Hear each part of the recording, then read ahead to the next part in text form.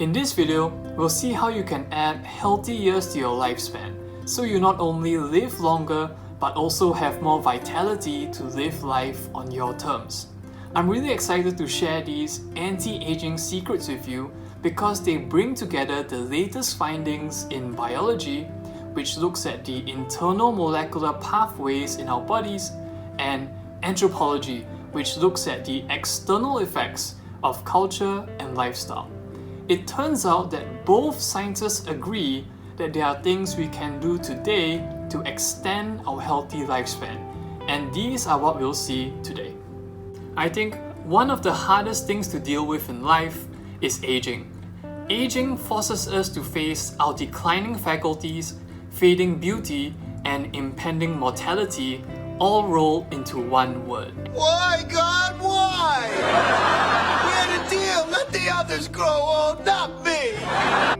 But I think the worst part of aging is how helpless it makes us feel, since none of us can hold back the march of time. If we want to take back the reins over our own lives, we need to be very clear that chronological age in years and biological age in health are two very different things. We know this from studies of twins, where twins with the same chronological age were found to have significant differences in their health and lifespan. Notably, only 20% of this lifespan gap could be explained by genes, which suggests that a big part of true biological aging is due to lifestyle factors that we can control as opposed to genes and time, which we can't. This message that how we live our lives has a significant effect on our lifespan and health is so important that I want to hammer it home with another study. This takes us to Okinawa, an island of Japan where people live the longest across the entire country from the 70s to the 90s.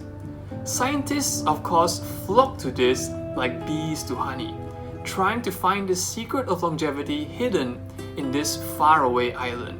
And lucky for us, these long-lived people in Okinawa also had the perfect genetic control group, just like the twins, because a group of them had left the island to set up shop in Hawaii just 100 years ago. These scientists found that the Okinawan people on Okinawa really were living longer than their genetic counterparts in Hawaii, showing once again that longevity is due mostly to lifestyle rather than genes. Notably, the people on Okinawa have actually fallen off the longevity rankings in the recent years, and studies have once again explained this with changing lifestyles, specifically that the people on the island had become increasingly westernized. That's a whole lot of talk about island people, but once again, my point is this. Our lifestyles affect our longevity, and there are things we can do today to add healthy years to our life. Rather than fretting over time and genes, we can take action to stem the tide of biological aging by getting our bodies to repair itself naturally. Our light mode is to get sufficient sleep each night, which is around 8 hours for most people. Sufficient sleep is probably the easiest, most impactful thing you can do to add healthy years to your life, and it provides us a long list of benefits over someone who is sleep deprived. These include increased longevity due to improved immune function, lower rates of disease, and reduced production of excess cortisol, which makes us less likely to die from heart attacks, cancer, and work-related stress. On top of just living longer by avoiding death, sufficient sleep also keeps our mind and body sharp, allowing us to live life on our terms. For our bodies, it improves energy resilience, muscle strength, and tissue repair. And for our minds, it improves our ability to learn new things, make decisions, and regulate our emotions. All in all, this means that we are able to live longer with greater physical vitality, mental acuity, and social grace. Okay, so clearly sleep is important, But how then do we maximize the benefits we get from it each night? I've done a fair amount of reading on this subject, and the number one thing that stands out is sleep regularity. This means that we should go to bed and wake up at the same time each day, even on weekends. Sleep regularity is vital to a good night's rest because we not only ensure that we get enough hours of sleep each night, but we also improve our sleep quality, unlocking more restorative benefits for the same amount of time. This alone puts you ahead of most other people in the sleep game, but if you really want to go for the goal, then one more thing you can do is to make sure that your room is cool and dark before going to bed. This will prime your body to release sleep hormones, helping you get a better night's sleep. Our study mode is to apply moderate stress on our body. Moderate stress puts our body into repair mode, priming it to live to fight another day.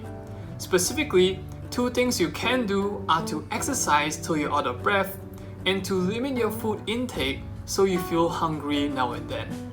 Now, clearly exercise improves your health and vitality, but it also slows biological aging by applying low-calorie stress and low-oxygen stress on your body.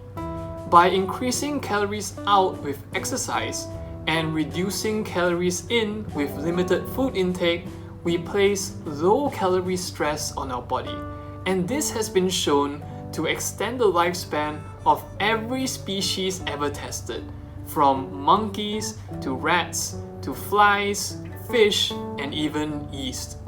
This slows our aging across three biological pathways known as AMPK, mTOR, and sirtuins, and there are lots of resources online if you want to dig into that further. Now, calorie restriction is extremely exciting, but I want to emphasize once again that only moderate stress on your body will have longevity benefits. Skipping a meal or going hungry for a few hours is great, but you definitely don't want to starve yourself till you faint or deprive yourself of essential nutrients. Scientists haven't yet figured out an optimal longevity diet, but what works for me is to limit sugar intake and cut down on lunch or breakfast rather than dinner. A good dinner helps me to sleep better, so I get both low-calorie stress during the day and sufficient sleep at night. Also, I prefer to go hungry once every few days rather than living in a state of constant hunger, not only to give my body some time to recover, but also for my overall sanity. This to me provides the best of both worlds, where I'm more likely to live a long life and enjoy it too. Our intense mode is to live with purpose. This doesn't have to be some grand ambition to change the world. And in fact, if we look at places where people live exceptionally long, like Okinawa, we see that they tend to build their lives around simple things like family, social ties, and spirituality. Why exactly life purpose leads to longevity is unclear, but an intuitive explanation to me is that purpose, stress, and sleep are intertwined. If we have a compelling reason to get out of bed each morning, then we gladly tackle the stress that each day brings, and we also care more about being well rested. Longevity is determined by lifestyle, and lifestyle is formed by action, and action is driven by purpose. So it really all starts with being clear of why we want to live each day in the first place. If I had to hazard a guess, I would say that our purpose is found in the actions that align with our values and vision.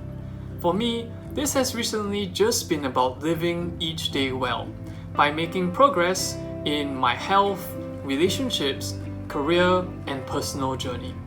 Of course, there are life goals and milestones that are brewing at the back of my head, but for now, I'm happy that my purpose for each single day is enough to get me out of bed each morning. Ultimately, all the anti-aging secrets in the world are worthless if we don't have a reason to carry on. So I hope that you find it in yourself to live a longer, healthier, and more fulfilling life.